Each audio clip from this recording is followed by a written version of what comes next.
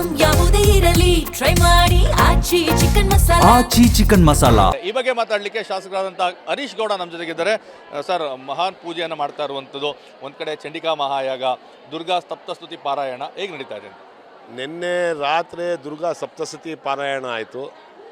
ರಾತ್ರಿ ಹೆಚ್ಚು ಕಡಿಮೆ ಒಂದು 10:30 ಸಂಜೆ 7 ಗಂಟೆಗೆ ಶುರುವಾಗಿ 10:30 ಸಪ್ತಸತಿ ಪಾರಾಯಣವನ್ನು ತುಂಬ ಅಚ್ಚುಕಟ್ಟಾಗಿ ನಮ್ಮ ಗುರುಗಳೆಲ್ಲರನ್ನು ಸೇರ್ ಮಾಡಿಕೊಟ್ರು. ಮತ್ತು ಈಗ ಏನು ಅರ್ಚನೆ ನಡೆಯುತ್ತದೆ ಮತ್ತು ಮಹಾಯಾಗ, ದುರ್ಗಾ ಪರಮೇಶ್ವರಿಯವರ ಮಹಾಯಾಗವನ್ನು ನಾವು ಮಾಡ್ತಾಯಿದ್ದೀವಿ. ತುಂಬ ಅಚ್ಚುಕಟ್ಟಾಗಿ ನಡೀತೈತೆ. ನಮ್ಮ ಕ್ಷೇತ್ರದ ನಮ್ಮ ಮೈಸೂರು ನಗರದ ಎಲ್ಲ ಮಹಿಳೆಯರನ್ನು ಈ ಪೂಜೆಯಲ್ಲಿ ಪಾಲ್ಗೊಂಡು ನಿನ್ನೆ ಪಾರಾಯಣನ ಹೆಚ್ಚು ಕಡಿಮೆ ಒಂದು 350 ಜನಕ್ಕಿಂತ ಹೆಚ್ಚು ಮಾತೆಯರು ಬಂದು ಮಾಡಿದ್ರು.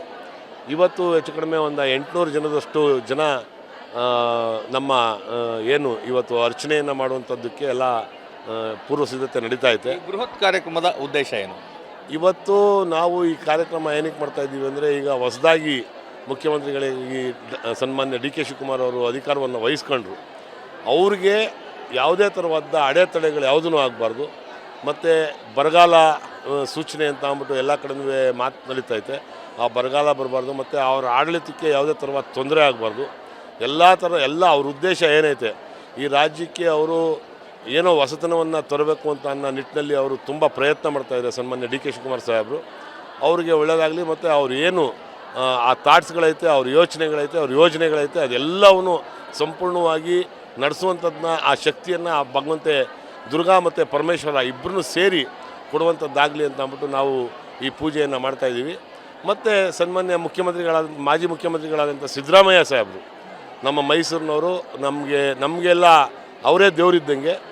ಅವರು ಆರೋಗ್ಯವಾಗಿ ಅವ್ರಿಗೆ ಆಯುಷ್ಯವನ್ನು ಭಗವಂತ ಇನ್ನೂ ಹೆಚ್ಚಿಗೆ ಕೊಟ್ಟು, ಇನ್ನೂ ಹೆಚ್ಚು ಶಕ್ತಿಯನ್ನು ಕೊಟ್ಟು ಪಕ್ಷ ಸಂಘಟನೆ ಮಾಡೋದ್ರಲ್ಲಿ ಪಕ್ಷಕ್ಕಾಗಿ ಎಲ್ಲ ಅವರು ಕೆಲಸ ಮಾಡುವಂಥದ್ದಾಗಬೇಕು ಅಂತ ಅಂದ್ಬಿಟ್ಟು ನಾವು ಅವರಿಬ್ಬರು ಇದರಲ್ಲಿ ನಾವು ಪೂಜೆಯನ್ನು ಮಾಡ್ತಾಯಿದ್ದೀವಿ. ಮತ್ತು ಸಮಸ್ತ ಜನತೆಗೆ ಲೋಕ ಕಲ್ಯಾಣ ಆಗಬೇಕು, ಮಳೆ ಬೆಳೆ ಎಲ್ಲವೂ ಆಗಬೇಕು, ಯಾರಿಗೂ ಯಾವುದೇ ರೀತಿ ತೊಂದರೆ ಆಗಬಾರ್ದು. ಕರ್ನಾಟಕ ರಾಜ್ಯದಲ್ಲಿ ಇರುವಂಥ ಎಲ್ಲ ನಾಗರಿಕರಿಗೂ ಸುಭಿಕ್ಷವಾಗಿರುವಂಥ ಅವಕಾಶವನ್ನು, ಆ ಶಕ್ತಿಯನ್ನು ಕೊಡಬೇಕು ಆ ತಾಯಿ ಅಂತ ಅಂದ್ಬಿಟ್ಟು ಕೋರ್ಕೊಳಕ್ಕೆ ಮಾಡ್ತಾಯಿದ್ದೀವಿ. ಡಿ.ಕೆ. ಶಿವಕುಮಾರ್ ಅವರ ಘೋಷವಾಕ್ಯನೇ ಅದು, ಪ್ರಯತ್ನ ವಿಫಲ ಆದರೂ ಪ್ರಾರ್ಥನೆ ವಿಫಲ ಆಗದೆ ಅಂತೇಳಿ ಮಹಾನ್ ದೈವ ಭಕ್ತರಾಗಿರುವಂಥದ್ದು 100ಕ್ಕೆ 100 ಸತ್ಯ. ಇವತ್ತು ನಾವು ಪ್ರಪಂಚದಲ್ಲಿ ನಾವೆಲ್ಲರನ್ನು ಬದುಕ್ತಾ ಇರೋದು ಆ ಪರಮಾತ್ಮನಿಂದ, ಆ ಪರಮಾತ್ಮನ ಕೃಪೆಯಿಂದ. ಅವನ ಕೃಪೆ ಇಲ್ಲ ಅಂತಂದರೆ ನಾವು ಯಾರನ್ನು ಏನೂ ಮಾಡೋಕ್ಕೆ ಸಾಧ್ಯವಾಗೋದಿಲ್ಲ. ಆ ಪರಮಾತ್ಮ ಯಾರಿಗೆ ಏನು ಶಕ್ತಿ ಕೊಟ್ಟಿರ್ತಾನೆ ಅದ್ರ ತಕ್ಕಂತೆ ಅದನ್ನು ಮಾಡುವಂಥ ಕೆಲಸವನ್ನು ಮಾಡಲೇಬೇಕು. ಆ ಪರಮಾತ್ಮ ನಮಗೆಲ್ರಿಗೂ ಸೇರಿಸಿ ಶಕ್ತಿಯನ್ನು ಕೊಟ್ಟಿದ್ದಾನೆ. ನಾವು ಇವತ್ತು ಎಲ್ಲ ಲೋಕ ಕಲ್ಯಾಣಕ್ಕೆ ಒಳ್ಳೆಯದಾಗಬೇಕು ಅಂತ ಅಂದ್ಬಿಟ್ಟು ನಾವು ಪೂಜೆಯನ್ನು ಮಾಡ್ತಾಯಿದ್ದೀವಿ. ಮತ್ತು ಆ ಪರಮೇಶ್ವರಿ ಮತ್ತು ಪರಮಾತ್ಮ ಇಬ್ಬರೂ ಸಂಪೂರ್ಣವಾದಂಥ ಆಶೀರ್ವಾದವನ್ನು ಈ ರಾಜ್ಯ ಸುಭಿಕ್ಷವಾಗಿರೋದಕ್ಕೆ ಮಾಡ್ತಾರೆ ಅಂತ ಅನ್ನೋದು ನನ್ನ ನಂಬಿಕೆ. ಇದು ಶಾಸಕ ಹರೀಶ್ ಗೌಡರ ಸ್ಪಷ್ಟವಾದಂಥ ಮಾತುಗಳು.